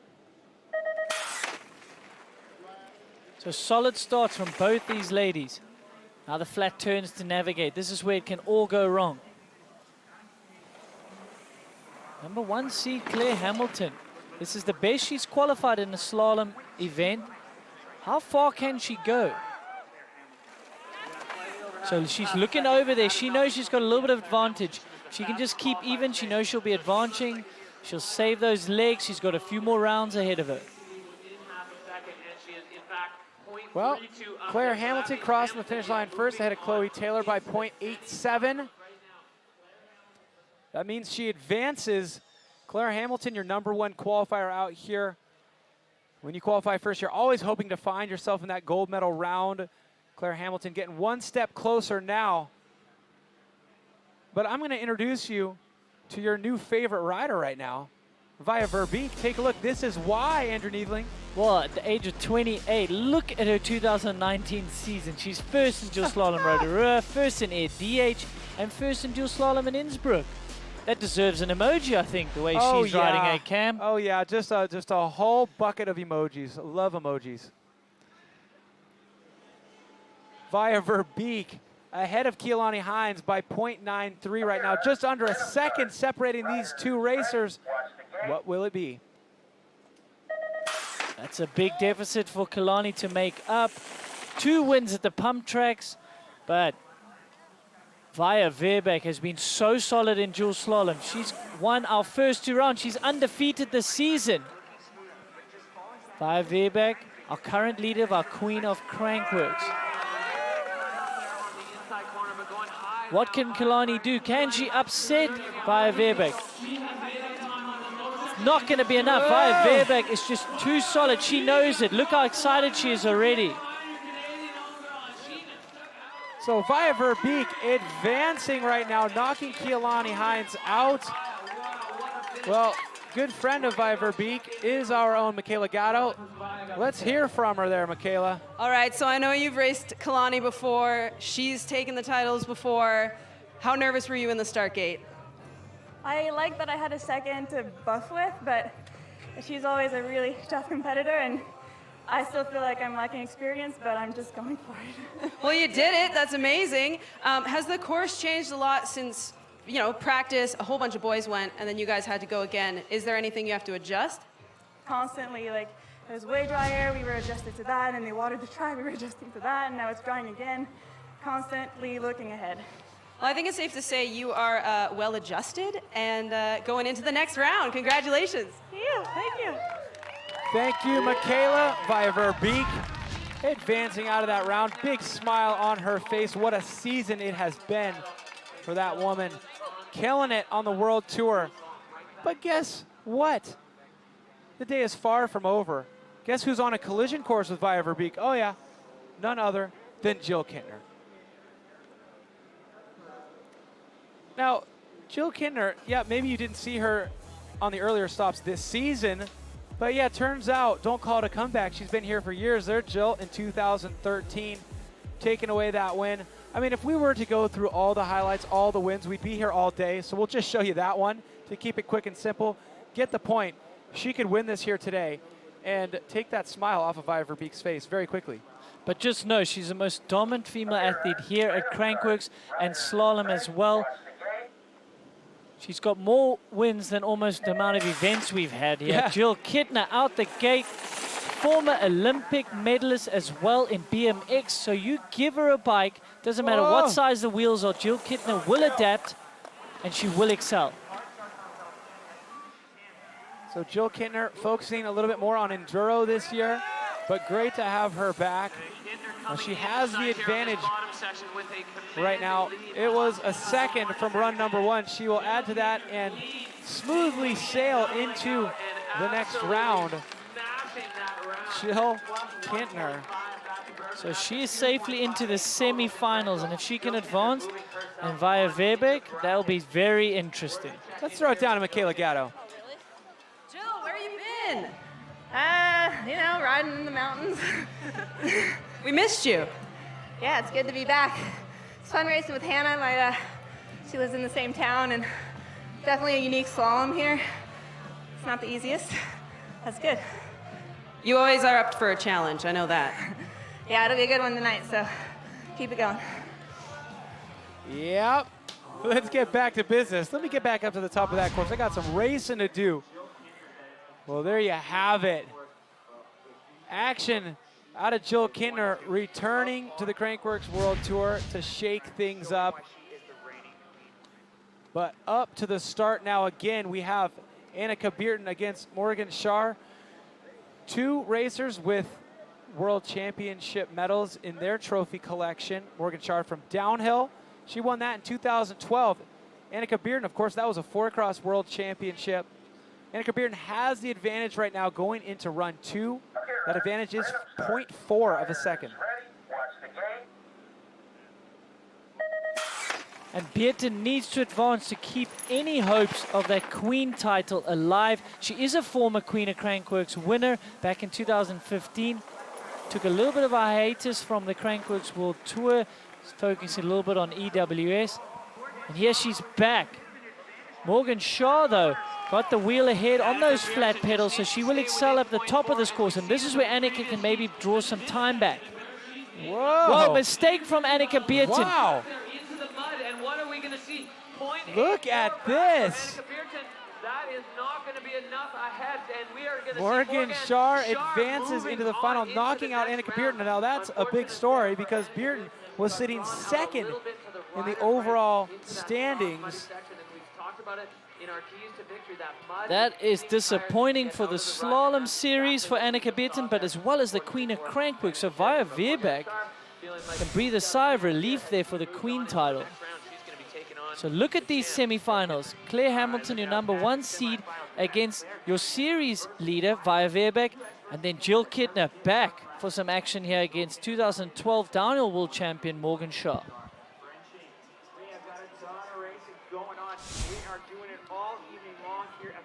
I mean, very interesting scenario right there if we're trying to do math with Annika Beerten getting knocked out right now and Via Veerbeek moving on. Looking at the numbers, we're going to wait for clarification here, but that's looking pretty good for Via Veerbeek's stab at the World Championship overall. But let's check back in with the men's race. A look at our brackets right now. We see that Austin Warren, your #1 qualifier today, will be going up against Matthew Sterling, who won the slalom race in Innsbruck, Austria. Mitch Ropolato going up against a former King of Crankworx, Thomas Slavic. Yeah, good racing ahead. Yeah, Matthew Sterling, who knows how he reacts? You know, he just doesn't seem to even look at who he's racing against. He goes tunnel vision, he races, he doesn't let a big name standing next to him. Okay, left side of your screen, we'll give you your bearings here. That's Austin Warren. Right side of your screen, the young gun, Matt Sterling. Now Austin Warren, your #1 qualifier in today's race. Okay, riders, random start. Riders ready, watch the game. Austin Warren been riding like a man possessed so far. Look at him attacking like through Kyle those Straight a little flat bit. turns. Taking on a similar riding style. But Matthew Sterling, commitment through that turn. He's on rails as well. One in Innsbruck, taking out these heavy hitters. But Austin Warren, I think, is having none of that tonight. Austin Warren, so committed here in the finish. So Matthew Sterling behind by 0.22. Austin Warren winning that race. If Matt Sterling wants to keep his title hopes alive here, he has to make it out of this round. Austin Warren has a lot of points of his own. And Matt Sterling, a lot on the line for this young racer right now if he wants to take that World Championship title.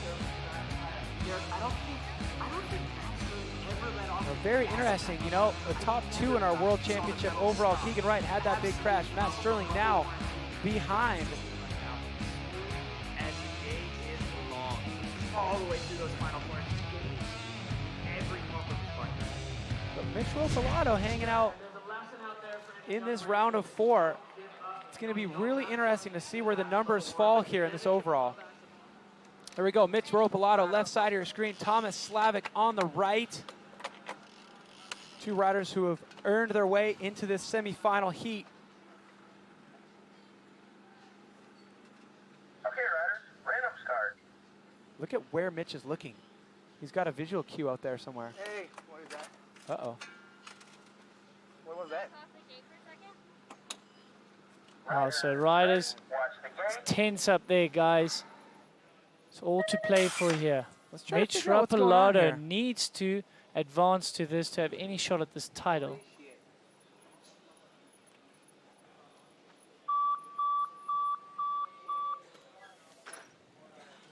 All right, reset that gate.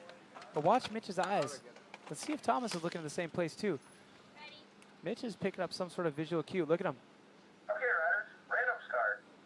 Riders ready, watch the gate. Oh yeah, somebody's hitting a button and he's got his eyes on him, doesn't he? Look at that start.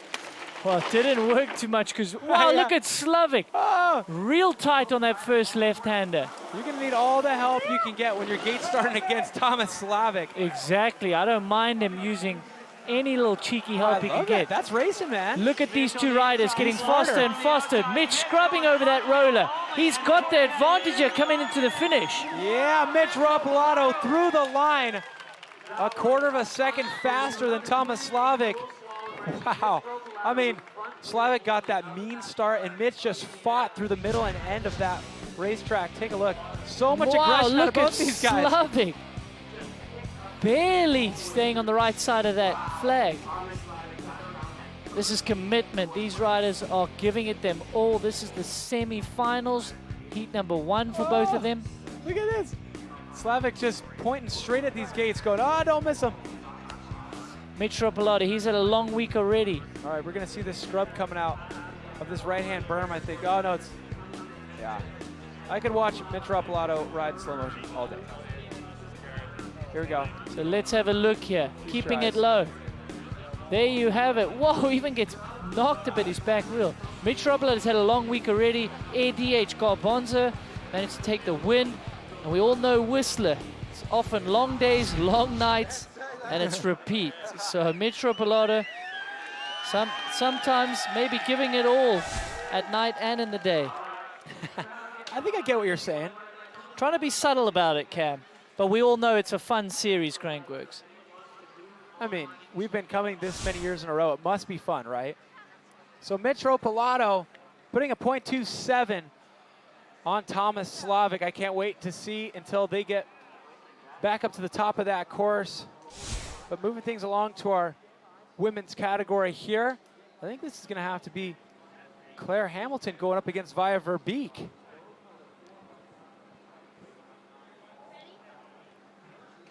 So we're waiting for the final word of the number crunching, but Via Verbeek, if she can get through this round, she might be a safe bet for that world title. But up against Claire, who's the #1 qualifier.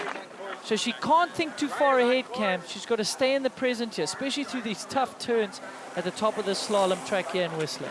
I would also say, I mean, yes, she may have locked up that World Championship, but also she wants those 100 points for the Queen overall. Not to mention the prize check you get. There's money on the line here for each event. So Claire Hamilton. Claire Hamilton crossing the finish line, .18 ahead of Via Verbeek, and that's interesting because Claire Hamilton qualified first out here, knowing that she has beat all the other competitors in a timed race. It is not impossible for her to win the race out here before. I mean, Via Verbeek is who we're expecting to win. Jill Kittner can swoop it out from under her, but Claire Hamilton could be the spoiler. But now Jill Kittner going up against Morgan Shaw. Well, Morgan Shaw spoiling Annika Bierten's dreams of getting a medal here tonight, as well as kind of stunting her points race here in the Queen of Crankworx. So Morgan Shaw, 2012 world champion in downhill, amazing feat. So Cam, let's keep an eye on in these flat turns. She's up for flat pedals, so she should be able to be a bit more aggressive here. Yeah, there you have it. Yeah, dropping a foot. So leading Jill Kittner out there in those turns. I mean, by a bit. Look at this. Can Jill claw her way back here? Morgan Sharp putting down a good run. Jill Kittner there known we for go. delivering under pressure, especially when she's got her back up against it. Lights a fire in her belly. There we go, tight margin, but Jill Kittner crossing the finish line by the legal limit. And Morgan Sharp will have to make up a .08.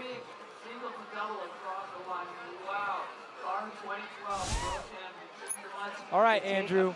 So let's look at that. Claire Hamilton, our #1 qualifier. She's illuminated in yellow because she's got the advantage against Via Verbeek, then Jill Kittner, but by the slimmest of margins.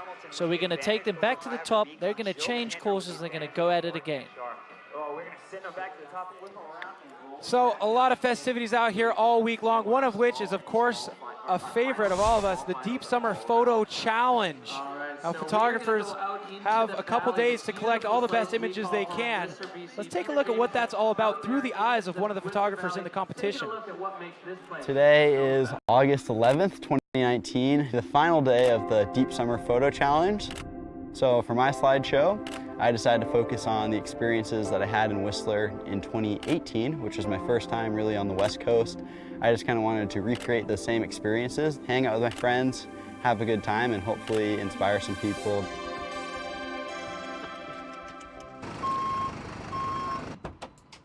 This is the van,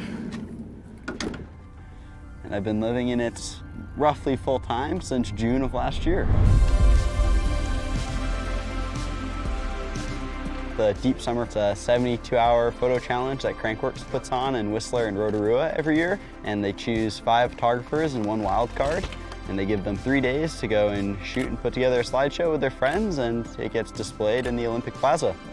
We're in Blackcomb, Whistler right now, riding A-Bud.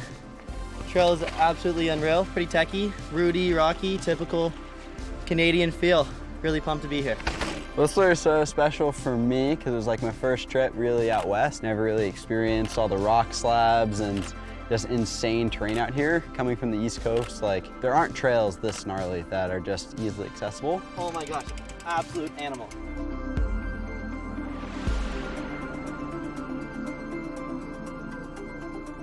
Vibe in Whistler, ooh. I definitely say the vibe in Whistler is just super positive, like so many good friends around. Everyone's riding, having a good time. You can go to the park completely alone and then you meet up with about 5 or 10 buddies and you're basically not really alone if you're in Whistler. I think my favorite trail to shoot on, particularly this past 3 days for Deep Summer, has been D1.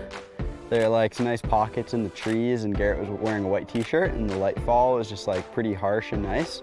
So really enjoyed shooting that trail, and it's also my favorite trail in the bike park to ride. Favorite trail has got to be Dirt Merchant. Ridden it all day, every single day since I've been here, so hands down Dirt Merchant. Yeah. That one's real tight. It is still the beginning of Crankworx. Today is the last day for Deep Summer, but none of the real events have kind of kicked off, so I'll be able to enjoy the sea to sky for the upcoming week, and then I'm back to Vernon for the rest of the fall, but definitely hope to come back either later this fall and definitely next summer I'll be enjoying some more time throughout Squamish, Pemberton, and Whistler. Looking forward to it. Well, I can't wait to see the photos coming out of Peter Jameson for the Deep Summer Photo Challenge. Looks like Garrett Meacham following along. And that'll be in a couple nights here. We'll have it at Olympic Plaza. It's always a great show. So if you're watching the webcast from here in Whistler, make sure you show up to watch the Deep Summer Photo Challenge. But right now it's all about dual slalom racing. Men's semifinals, run 2. Austin Warren going up against Matthew Sterling. Now, the huge story here with Matt Sterling. Lay it on me, Andrew. Well, Matthew Sterling has to advance out of this heat and get to the final if he wants to win this series. Austin Warren, #1 qualifier. I'm not sure what he's going to say about that. Austin Warren has been second here last year, so he wants to go one more, and he wants to get to that final. So a huge matchup here, and it's going to dictate who wins the World Series. I mean, if Matt Sterling makes it out of this round, he locks it up. He wins the World Championship. So it is all on the line right here in this run. So Austin Warren, clean through those turns, aggressive as well. Matthew Sterling, a little bit sluggish. Does he know what he needs to do to take this World Series home? a relatively unknown at our last round in Innsbruck. So he's look got at the him. lead here. Matthew Sterling. He's got to do more But than Austin 0.22. Warren is keeping him honest. Oh, it is not going to happen for Matt Sterling. Austin Warren crushing the youngsters' hopes of a world championship here at Crankworx Dual Slalom. Austin Warren making good on the promise that he gave earlier on today by qualifying first. But now, with the championship still very much alive, Mitch Ropalato has the chance to swoop that overall from Keegan Wright, who had issues earlier. Mitch Ropalato, if he wins the entire overall event, wins this event today, he will win the overall, but he has to get through Thomas Slavic in order for that dream to come true. Thomas Slavic right now behind Mitch Ropalato by 0.27. Mitch having to keep it smooth.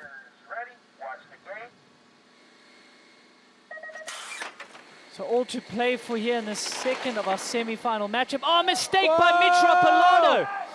Wow, he hasn't lost as much time as you would think. Seriously. The backstepping out there, Mitch Ropalato, he's got some time to play with here. But Thomas Slavic, I think, will be on the faster lane here coming down the finish.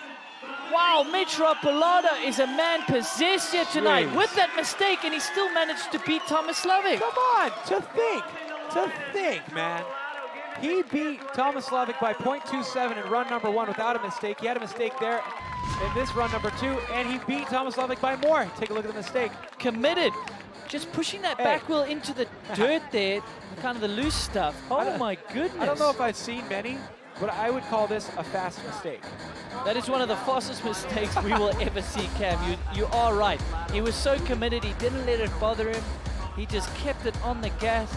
Backstepped out a bit, but he was on the gas.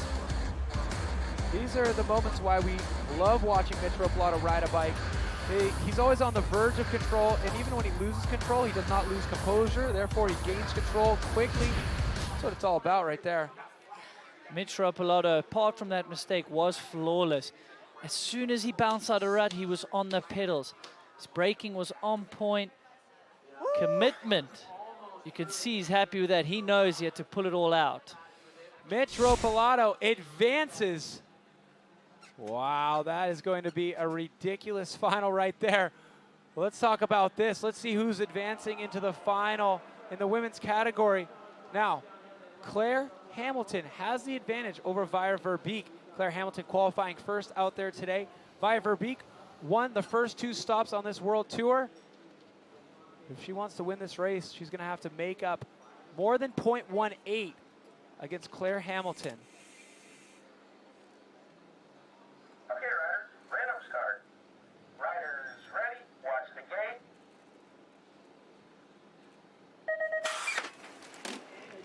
So viewers left, you have Via Verbeek up against Claire Hamilton, your number 1 seed. Via Verbeek, a little bit sluggish in those turns to the top. Claire Hamilton is showing us why she's the number 1 seed here. She's out front with an advantage from the first heat. Now, Via definitely showed that top corner a lot of respect here, but she's sneaking back. Okay. It's going to be tight. Well, Claire Hamilton crosses the finish line first. She had the advantage. That means she'll move into the finals, knocking out Via Verbeek. So that's an upset for the books here. Via Verbeek will be into the small final. So no sweep for Via Verbeek. She won 1, she won 2, she did not win 3, but she has enough points to take that overall, and we'll send her to that bronze medal round to see if she can rack up more points for that Queen of Crankworx overall. There you see Jill Kintner getting her Smith goggles sorted for this race run against a former world champion in downhill, Morgan Shar. The differential, 0.08, held by Jill Kintner. Jill has the advantage. Here we go.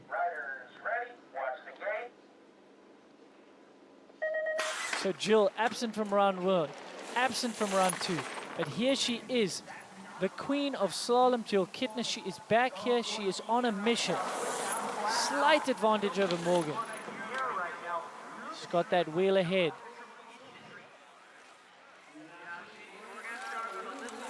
So 2 opposing styles here. Morgan Shaw opting for flat pedals. Lets it hang out a little bit more.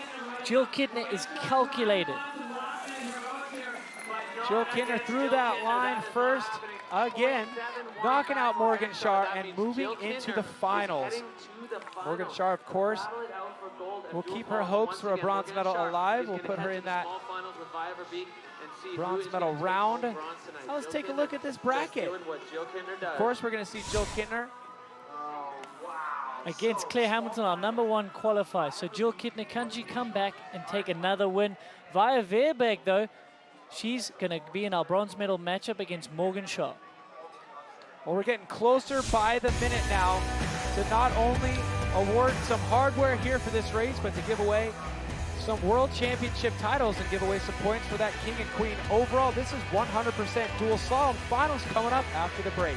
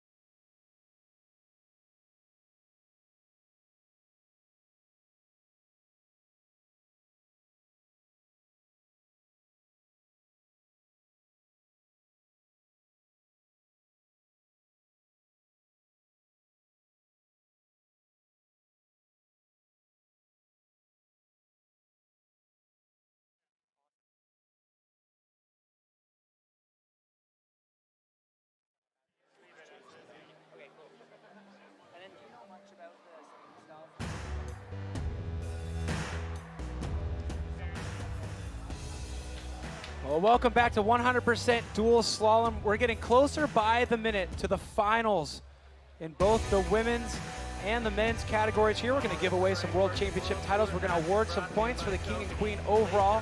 And we got to thank you for joining us from wherever you are in the world on Red Bull TV. And don't miss out on even more bike action. Check out the Bike channel on Red Bull TV. Download the app for free and enjoy the best live events, films, and shows. Sign up to download your favorite content and watch it offline, anywhere, anytime.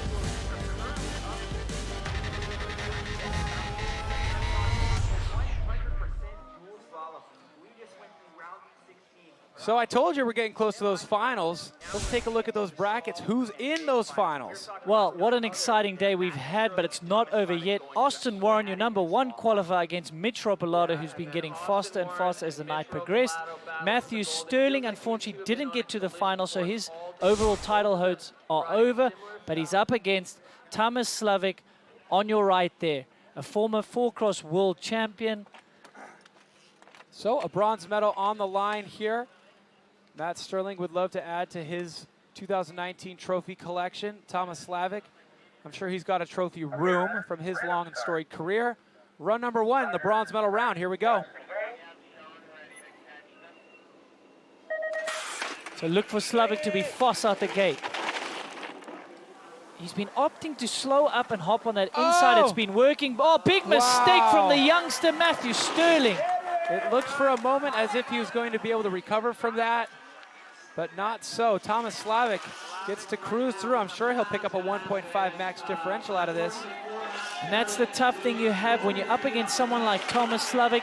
You know he's going to be fast out the gate, but when he actually gets a gate start and you see you've lost like a bike length already, you start pushing harder than you need to in those flat turns. Well, we've seen him win before, so we know he has what it takes to do so, but he is a young kid. Sometimes mistakes can happen to anybody, but right there, the veteran putting an advantage on Matt Sterling. All is not said and done. That is run number 1 in our bronze medal matchup, so we will get them back to the top. But in the meantime, it is time for our women's bronze medal matchup right now. Take a look at that bracket. This is going to be Via Verbeek. She's already locked up that Dual Slalom World Championship. She's going up against Morgan Shaw right now for the bronze medal. So a little bit of almost a victory lap for her. Incredible season, winning the first 2 rounds of our Crankworx World Tour. We're here in Whistler. This is our bronze medal matchup. Morgan Shaw. Can she sneak a bronze medal here? So they're dropping into these tricky top turns. Morgan Shaw, different riding style to Via Verbeek. She opts to drop a foot there. So big points on the line here for the queen of Crankworx. That is what is on Via Verbeek's mind right now. Of course, she wants a bronze medal, but those points, ever so valuable. Looking a little bit more committed than her previous round here. She was fast through that berm, made it safely through the ruts, but Morgan Shaw edging back here. Well, you're right. Via Verbeek looked more aggressive in that round right there, maybe realizing she left a little bit on the table before and now going all out. I mean, it was only 100th of a second ahead of Morgan Shaw, so that's going to be a drag race when we get them back up to the top for run number 2 in this bronze medal matchup.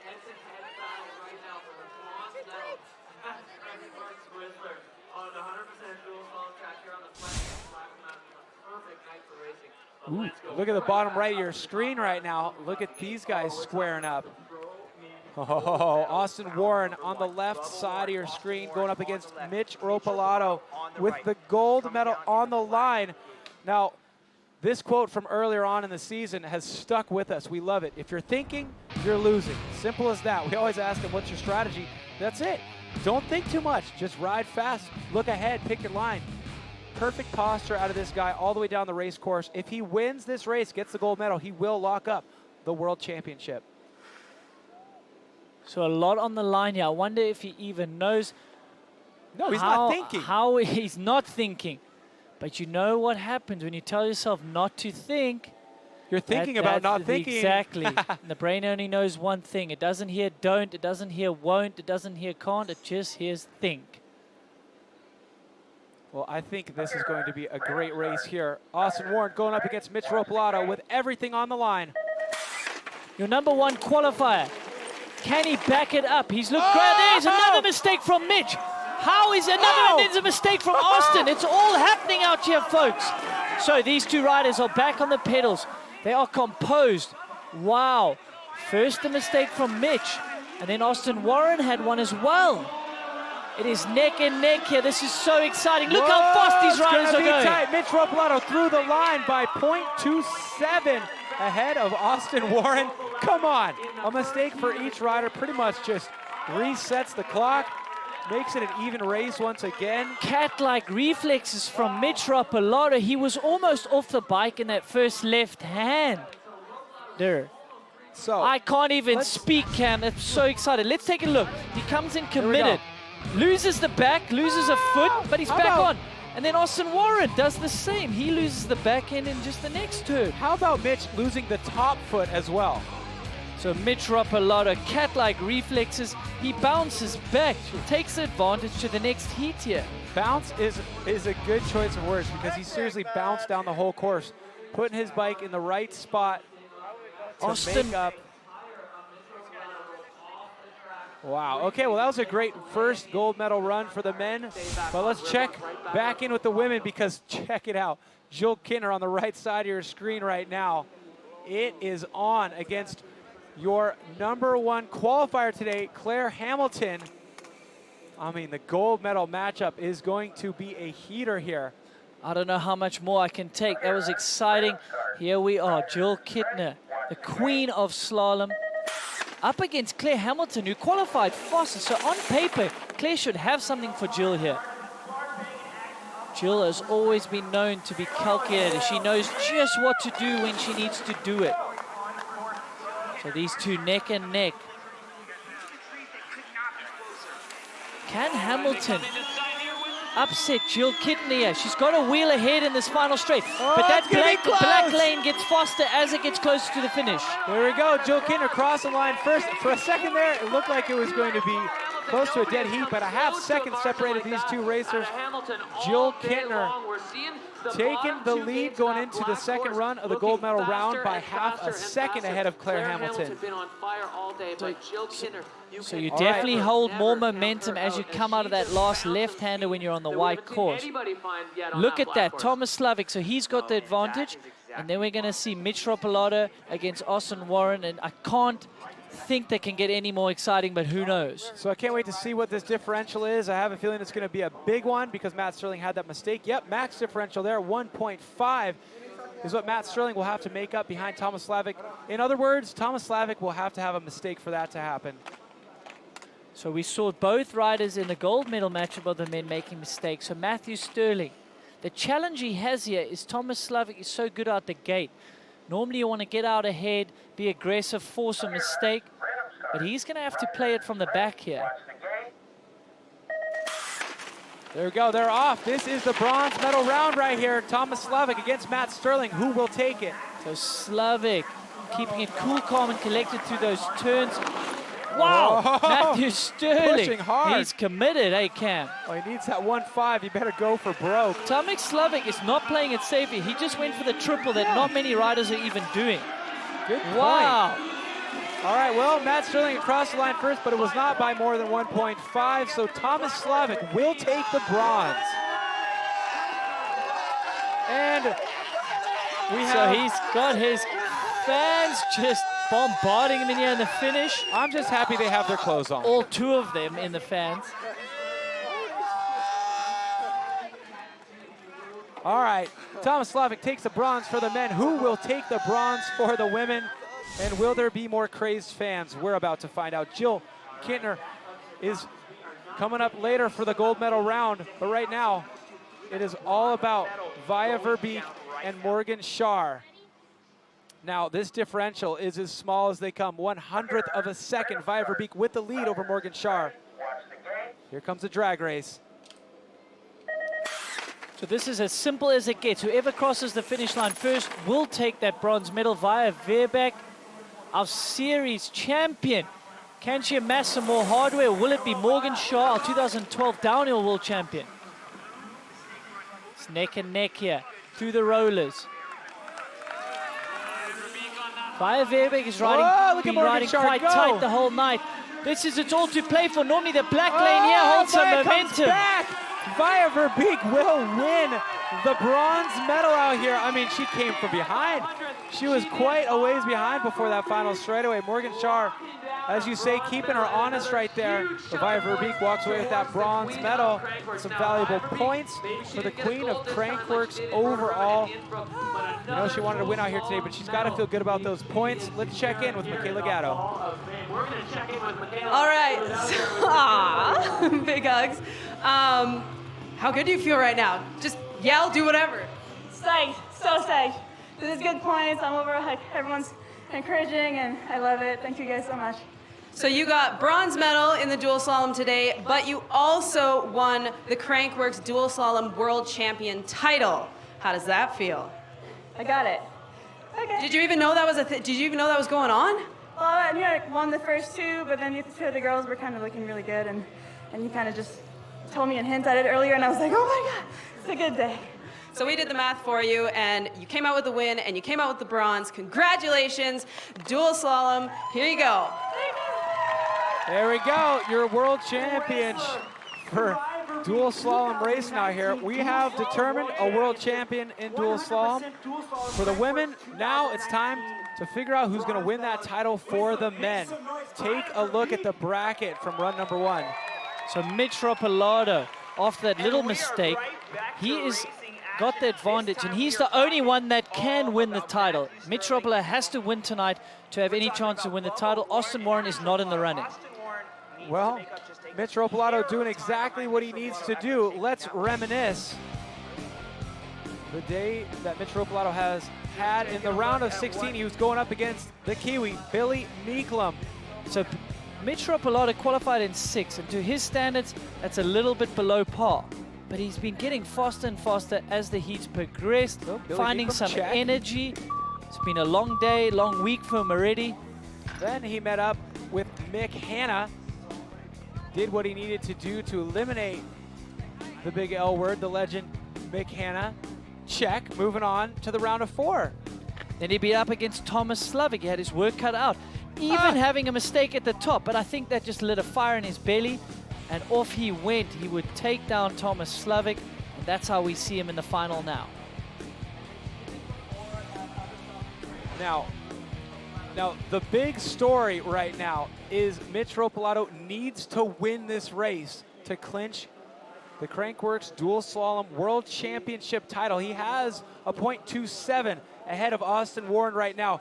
He wants to win the event. He wants those valuable points for the King of Crankworx overall, which he is currently leading, but he also wants to be a world champion. We're going to know in a matter of seconds. Here we go. Good starts from both riders. This is the gold medal matchup. Clean through the first 2 turns. You can see them. They're riding a little bit more tentative than the first run. Mitch Ropalato, he's got the advantage. But Austin Warren is your #1 qualifier here. He's the fastest man on track. Wow, Mitch Ropalato, he's ahead, but this is where the black lane starts getting faster. But no, Mitch Ropalato has done it, and he's won the series as well. Mitch Ropalato adding so many points and titles to his resume right there. Dual Slalom World Champion on the Crankworx World Tour for 2019, adding 100 more points to his King of Crankworx quest, and taking away the gold here in the 100% Dual Slalom. Wow, what a champ. So you won the race. You also won the Crankworx Dual Slalom World Champion title. And you're the current King of Crankworx leader. Life's going good. Real good. I think Ricky Bobby said something, I don't know, his quote. Game first or last? Tough ride. Perfect. Well, congratulations today. Triple win so far. Thank you, appreciate it. Thanks to everybody cheering. It was fun. Yeah, Mitch Ropalato, time to start thinking, because you won. If you're thinking you're losing, I can only draw but one conclusion. He managed to not think today, and now he gets to celebrate. What an impressive ride out of this guy today. And we're talking about it till we're blue in the face. The King of Crankworx overall standings. Mitch Ropalato's name is at the top of that list. But who is hot on his heels? Let's take a look at those current standings right now.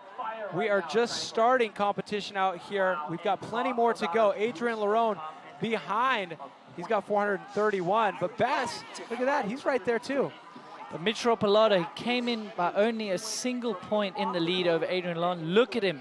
He's jumped up. He's at 510 points. So he's got a little bit of a gap. We've got dual speed and style coming later in the week, and downhill as well. But there are riders that we don't see there that will be in slope style. This is what I'm going to say. Thomas Lemoyne is on that list right there. He's still got speed and style and slope style to earn more points. So that King's crown is still very much up for grabs as we are still early in competition here at Crankworx Whistler 2019. But we have another gold medal to give away right now. It's either going to go to Jill Kintner, who can add another win to her resume. She has the lead right now over Claire Hamilton by .52. Claire Hamilton wants that gold medal. She was your top qualifier out here, and anytime you qualify first, you want that gold medal. What will the story be?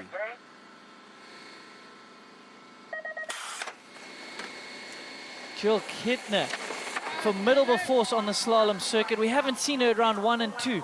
Both ladies clean to the first 2 turns.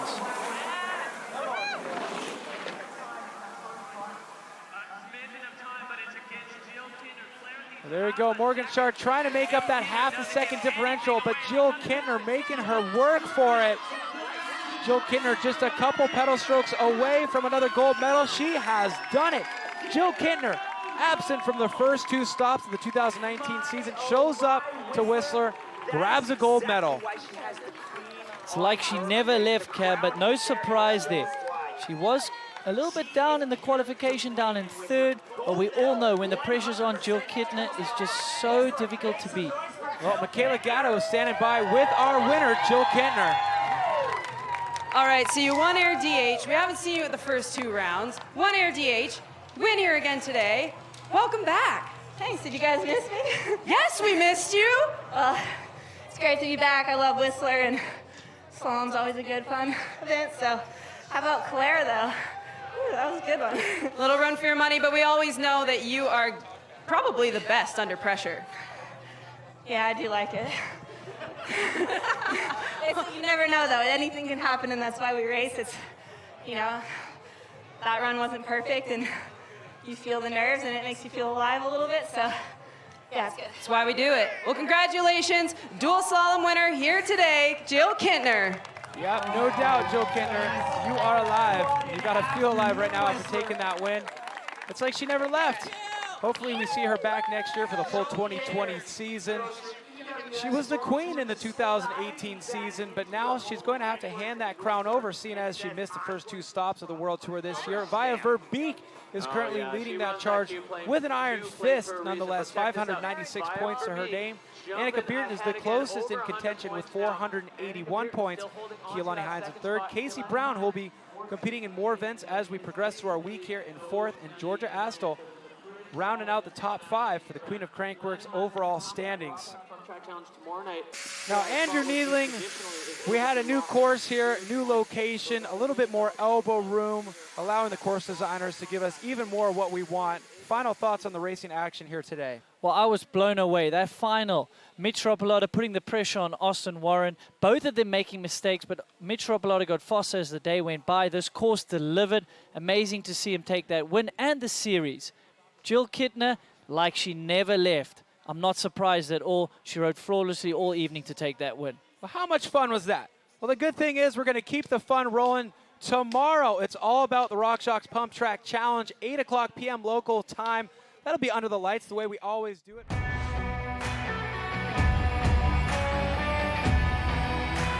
those laps in. All right, I'm your host, Cam McCall, alongside Andrew Needling, and with Michaela Gatto in the field. That was 100% dual slalom. Join us the rest of the week for all the rest of the events we have out here. Pump track, speed and style, slope style, best trick. We've got them all. Thanks for watching. We'll see you tomorrow.